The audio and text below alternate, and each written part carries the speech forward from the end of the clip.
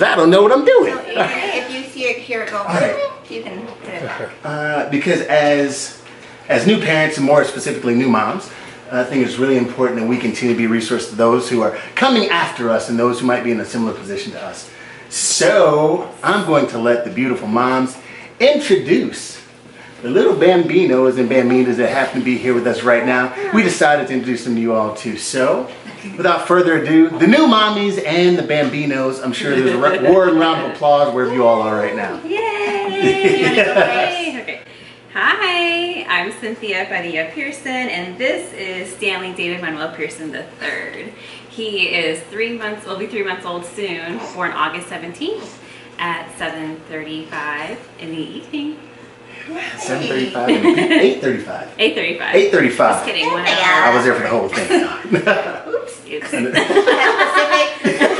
Whatever. We're on Central Time. Yeah. Central Time. Central Time. Just kidding. Right. And my name is Renalyn Thomas. People call me Makeup by Ren, and this is Arabella. Arabella Rain Ramos Thomas. And she is 2 months old and something minutes. I can't really compute that. Yeah, cool. All right, folks. So if you want to, feel free to shoot some comments shoot us some comments, whatever kind of questions you have in the comments, and we'll do our best to get to them as you continue to watch and learn from us as we all learn from each other.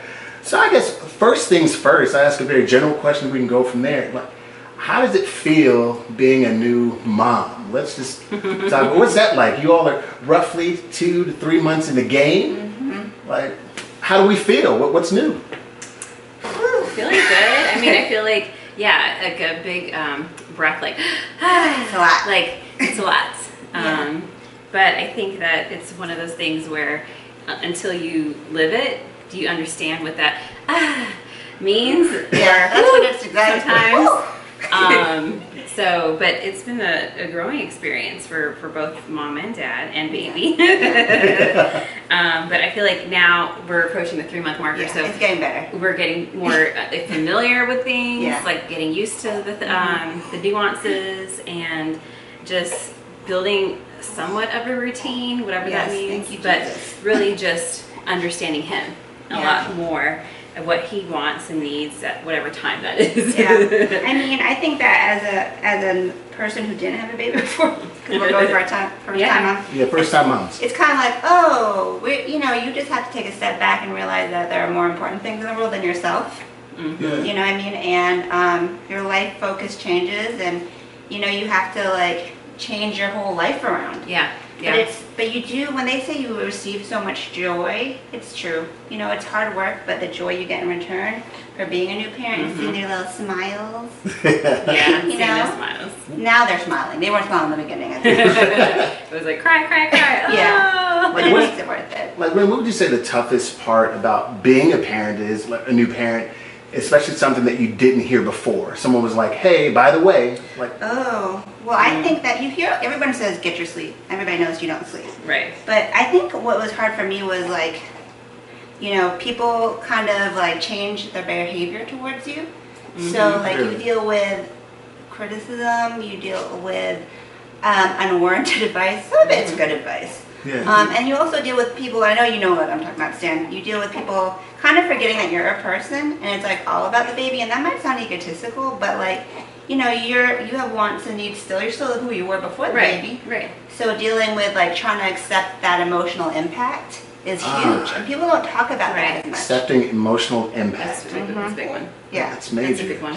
Yeah. Yeah, I think like early on too, like you just are so overwhelmed with having to, well, first you go from the 9 month pregnancy, to then having delivery and then dealing with that, but also instantly you have to provide, there's no, let's take a week break and then we start the feeding process, like, or, whatever. It's just like instantly, like you go into like, I have to provide for this child, like, and so like, that part really it drains you. So it drains a bit of your spirit, it drains a bit of your energy, obviously. Yeah, it's spirit draining. It's a lot. It's a that's a strong emotional toll that Yeah. people don't prepare you for. I know it's really hard to prepare somebody for this, but I think it's important to say, like, really, you are going to be drained, and it's okay to be drained, but you have to be careful not and it to gets be, better. you know.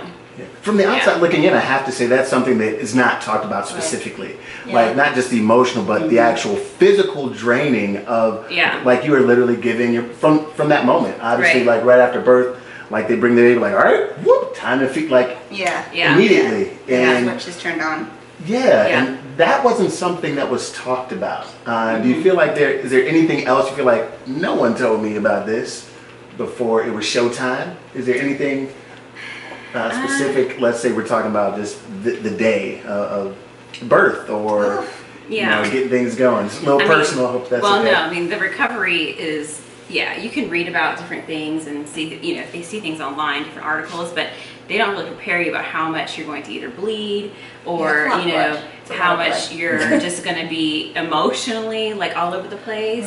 You know, because at one moment you're happy, then one moment you're sad, and one moment you're like, what did I just do? Or like, I can't believe I just did that. Or then, you know, all of that. And particularly the physiological changes that happen affect you so deeply that no matter what you read, no matter what you've heard, it doesn't prepare you for actually feeling it. It's like an avalanche. Like an avalanche. It is an avalanche. Yeah, because like, you know, like, oh, I have to feed the baby and burp and change it, but it's like all at once, and you're tired, and your body's wrecked, and your hubbies are like wrecked too, they didn't sleep the whole time. So it's like you go from normal to crazy. You don't even like, you're not, okay, now we're gonna do this. A gradual move into this process. It's all crazy. It's all crazy. I find that, let's say on TV, with, you know, some things, whether it be being sensationalized, or as Cynthia often mentions, the word whimsical, like, it all feels like, looks so magical and wow, and some idiots might watch my teen mom be like, oh, I can do that, and clearly it's television.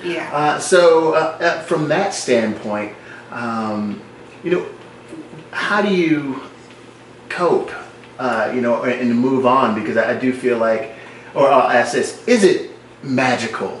Or in addition to magical, what might it be? Because we get so caught up in like, oh, this is what looks good to tell people. But what's the real behind that?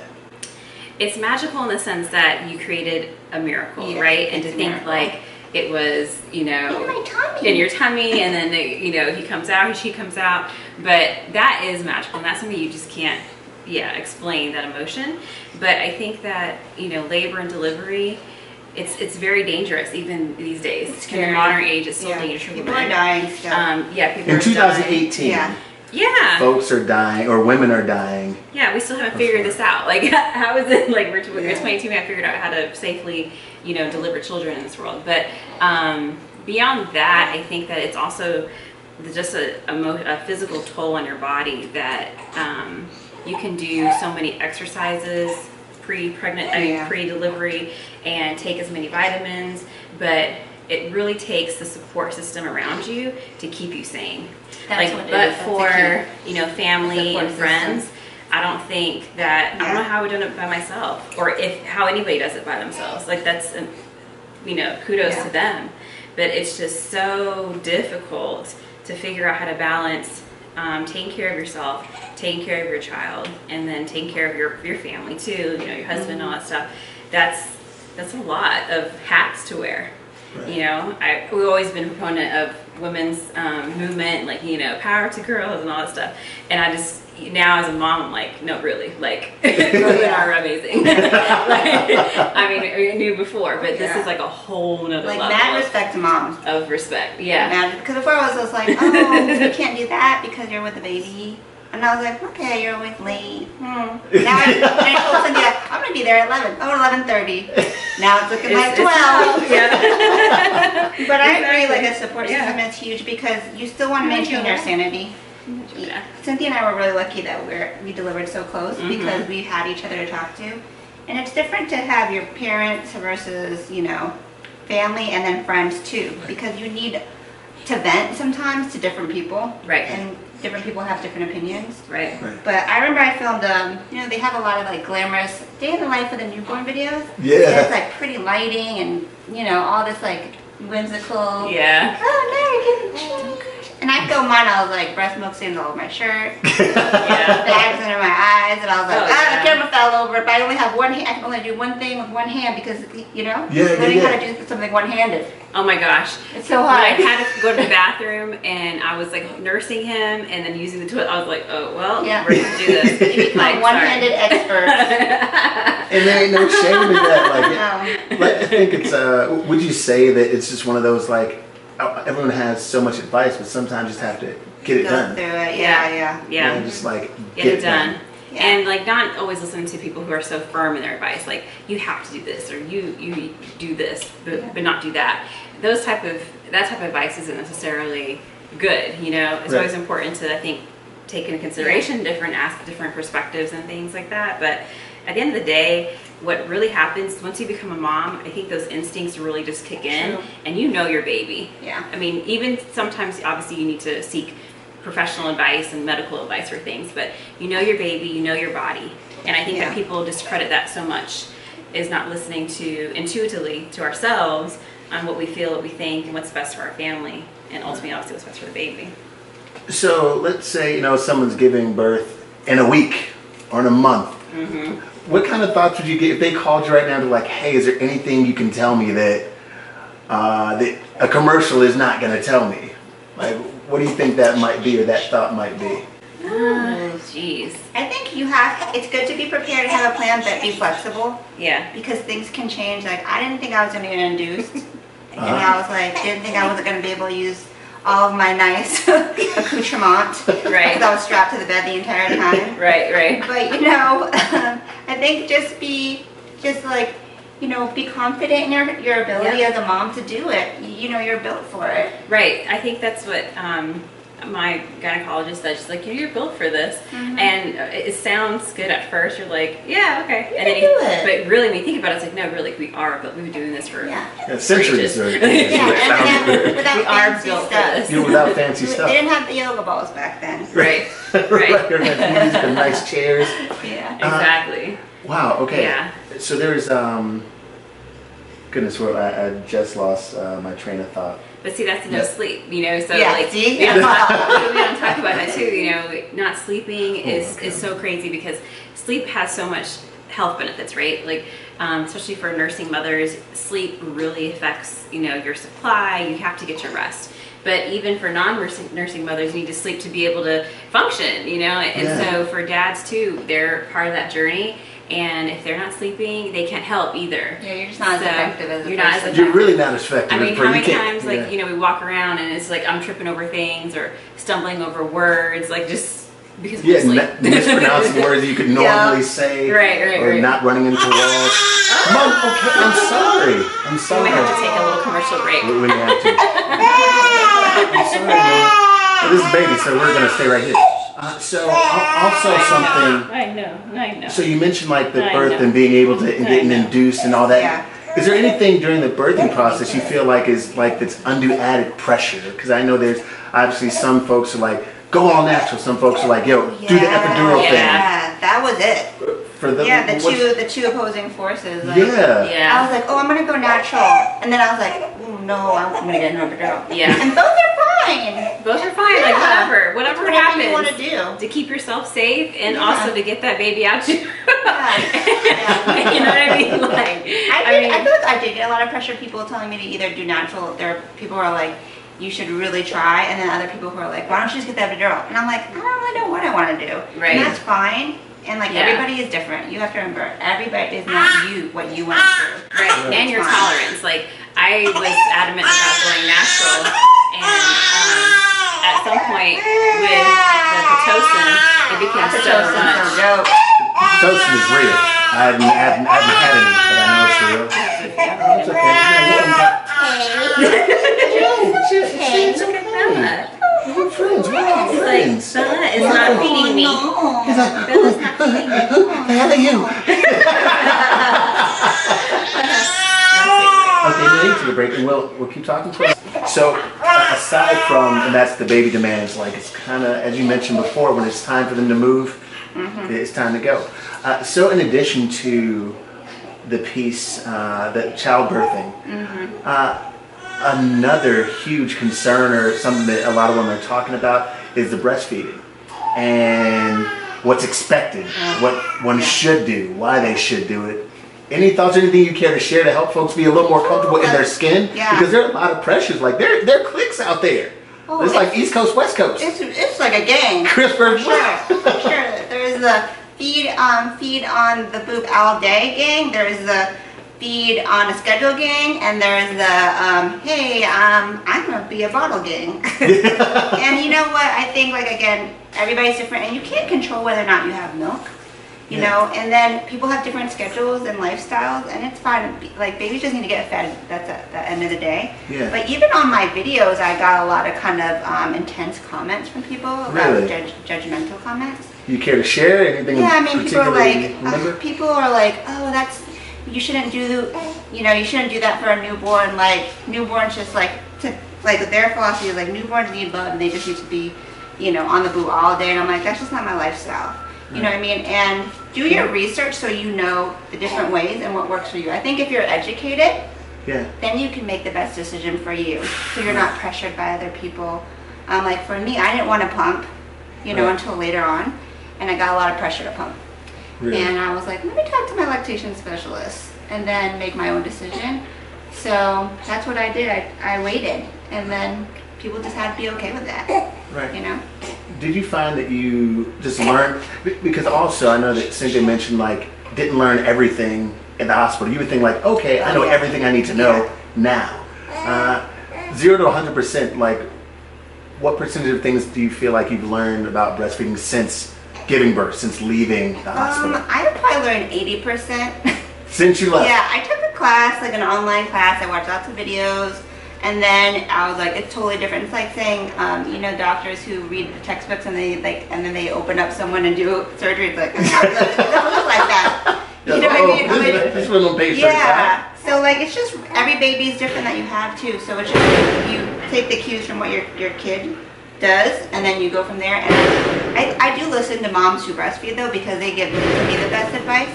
Right. You know what I mean? Because like, it's better than just watching or reading them, but because they're like, okay, this is what worked for me, and then take what works for you from that. And like they talk about, the babies don't read the books. Yeah, they don't know like about like all these different methods and stuff. Like whatever feels the baby likes and feels comfortable, and that's why I'm saying it's okay to figure things out. Right. Awesome. So, any parting advice or thoughts that you would like to share with someone, again, that you might tell them just in general, from now, from the beginning to now being at 2 months? What do you have for someone that's going to shed a little bit of light on them and help them in being a new mom? Yeah. I will say to others who are around new moms, be kind, be helpful to them, and then it's just like, your words have impact. So you might be like meaning well with your advice, but just remember, just everybody's different, and be kind. And if you're a new mom, you can do it. I mean, like, how people say the daily affirmations, like you had a post today? That's a good thing. Well, just building your confidence and being okay with making mistakes, because they're going to be fine. Everybody figures it out. It's going to be fine. Oh, that's great. That's awesome. Oh, come on. We're back. And we're back from station break. Station break. This is how he gets his ass. He just has 1 foot out. That's how he likes to roll. You're okay.